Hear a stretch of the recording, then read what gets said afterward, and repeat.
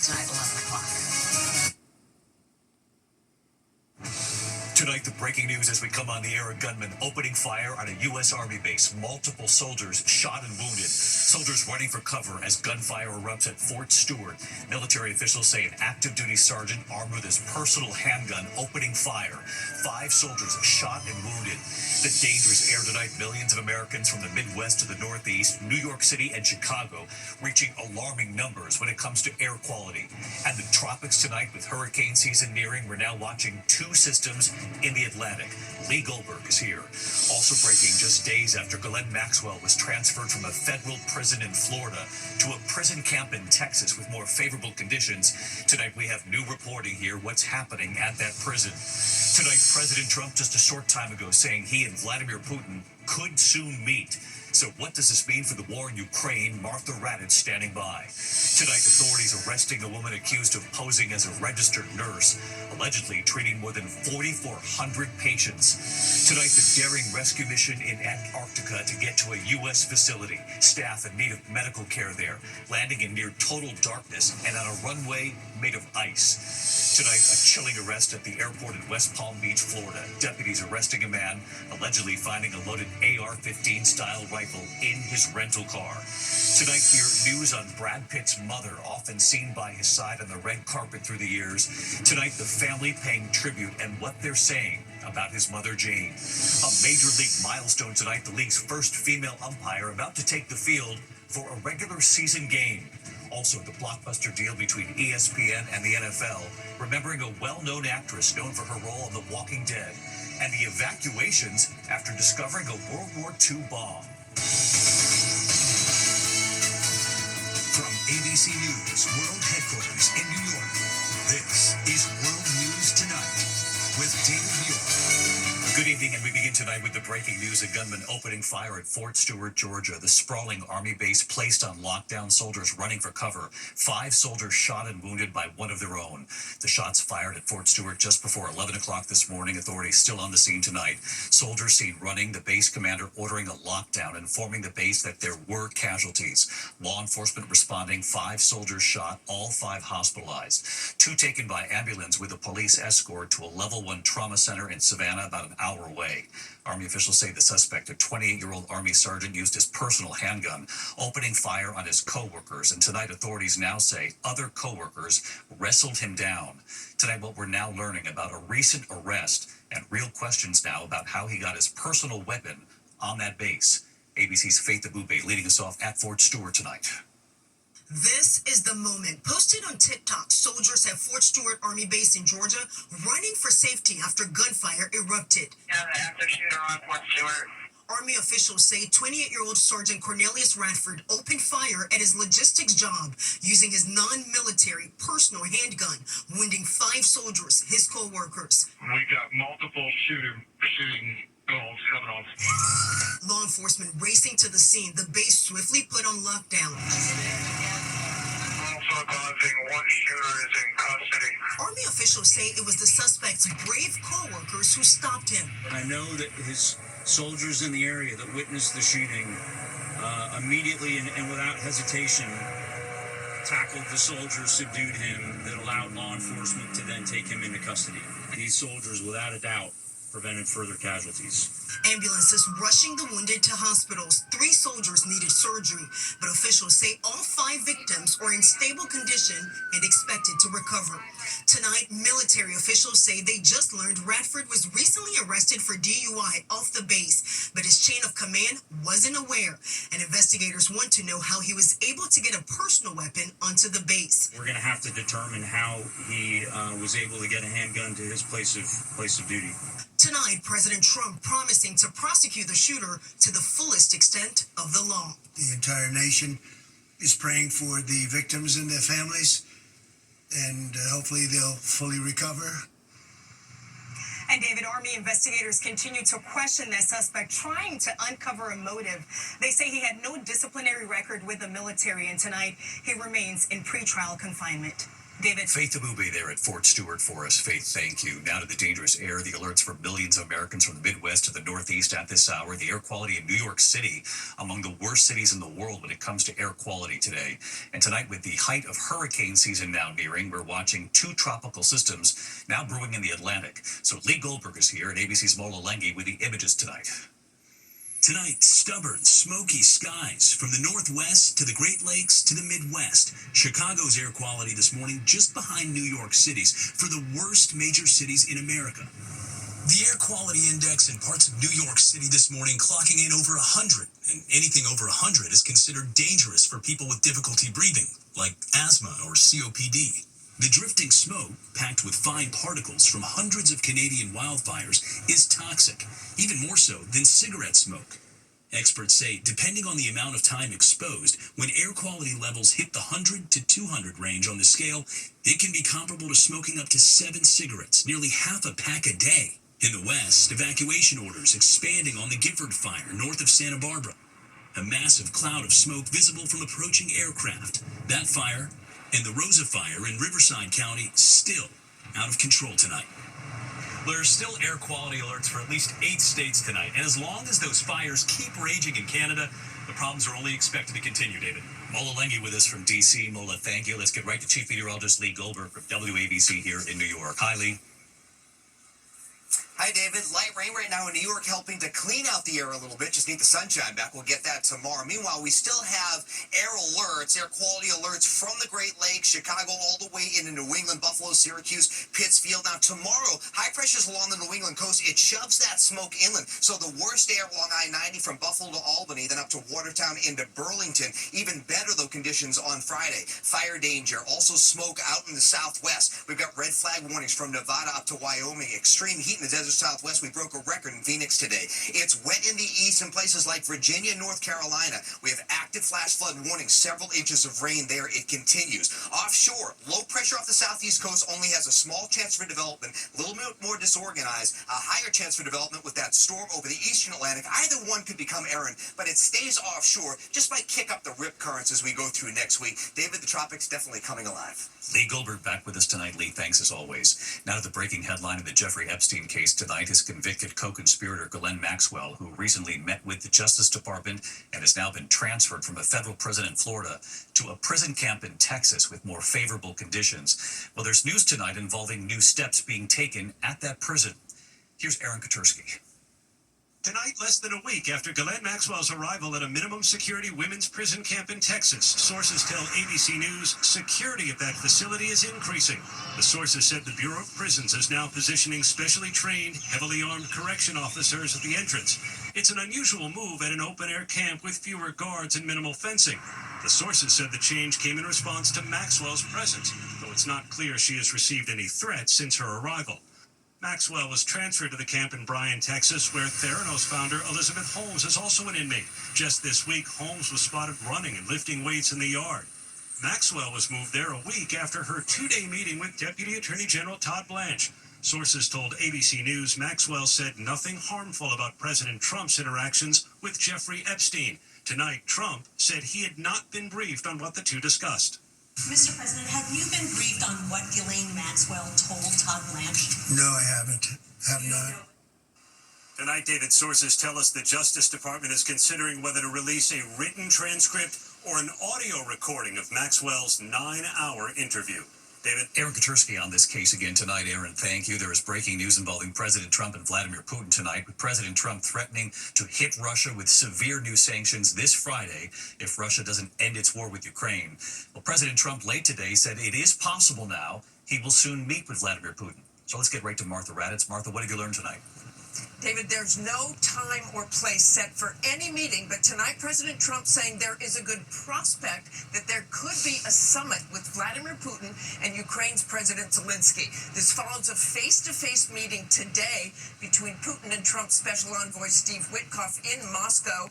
A White House official telling ABC that Witkoff told President Trump that Putin would like to meet with him, which President Trump said he is open to, if, and this is a very big if, Putin also meets with Zelensky. So while he sounded optimistic, even President Trump said he would not call this a breakthrough.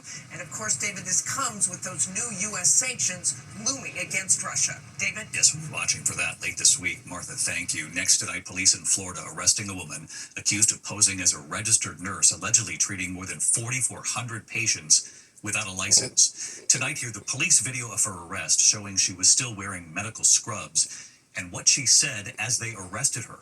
Victor Akendo from Florida Tonight. Tonight, a North Florida woman is under arrest. Can you step out of the car for me, please? Accused of posing as a licensed nurse and providing care to thousands of unsuspecting patients without a valid nursing license. Was I getting arrested? You are. That woman, 29-year-old Autumn Bardisa, taken into custody Tuesday. Body camera video showing her still wearing medical scrubs.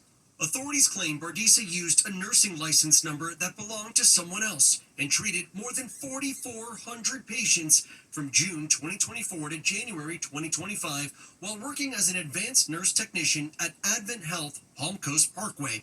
That position typically involves drawing blood, administering medications, and even starting IVs. Officials say during Bardisa's hiring process, she provided a license number that matched her first name but not her last name. When the hospital asked Bardisa about the discrepancy, an affidavit says Bardisa claimed she had recently gotten married and had a new last name. When she was asked to provide a marriage certificate, Bardisa did not. Fortunately, to our knowledge anyways, nobody was seriously hurt or injured.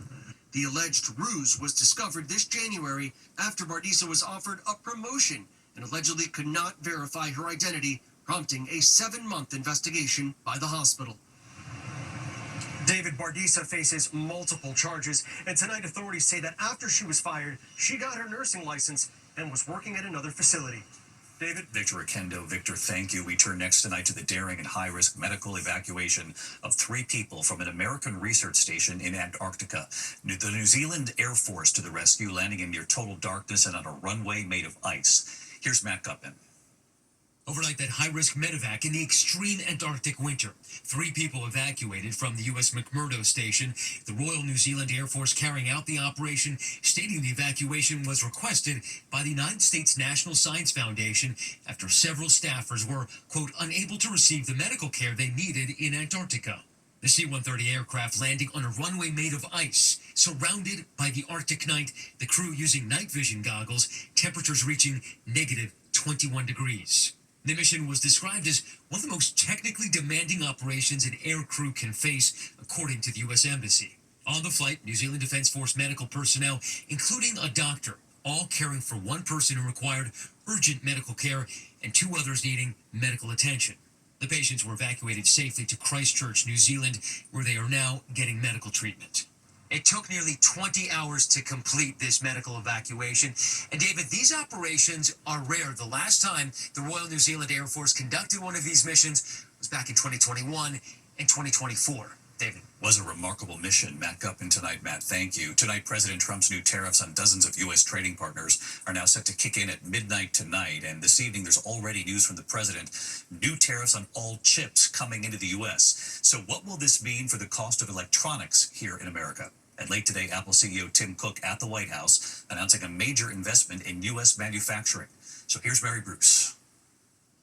Tonight, side by side with Apple CEO Tim Cook in the Oval Office, President Trump touting the tech giant's pledge to invest an additional $100 billion in U.S. manufacturing, on top of the $500 billion announced in February. They're coming home.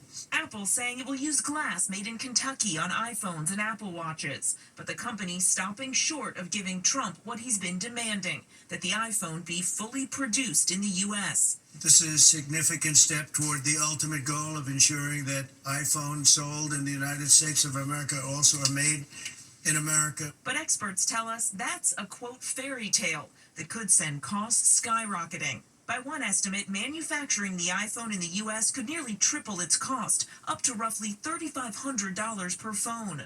Trump today also announcing a 100% tariff on all chips and semiconductors entering the U.S., a move that could drive up prices for electronics, appliances, and cars.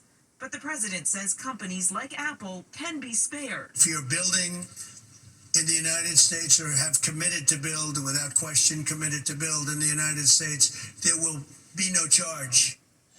And David, at midnight tonight, Trump's new tariffs on nearly every U.S. trading partner go into effect. Experts, though, caution that Americans could face higher prices on everything from electronics and toys to clothing and furniture. By one estimate, it could cost the average American household $2,400 a year. David. You'll continue to watch it all for us, as you always do. Mary Bruce tonight. Mary, thank you. Overseas in Japan tonight, ceremonies marking the 80th anniversary of the U.S. atomic bombing of Hiroshima.